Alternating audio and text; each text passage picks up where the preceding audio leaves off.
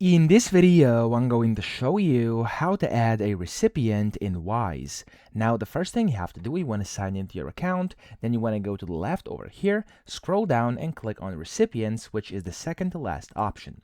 Now, inside Recipients, you want to click on Add Recipient over here, and then you want to find your recipient you want to add. So, the first thing it's going to ask you is basically which currency the person you want to add uses. So, I'm going to do a euro over here, and then what you have to do is either search them on Wise, so we can basically find them by Wise tag, email, phone, or business name, or you could go ahead and enter name and IBAN, or you can go and upload a screenshot or invoice. So I'm just gonna go and click on search on Wise over here, and I'm just going to look for a sample over here. Who are you sending to? I'm gonna type in sample, let's see what it finds. There we go, there's a bunch of different ones. I'm just going to use this sample over here as our example, and I'm going to basically add this as a recipient. I'm going to click on this one over here. There we go.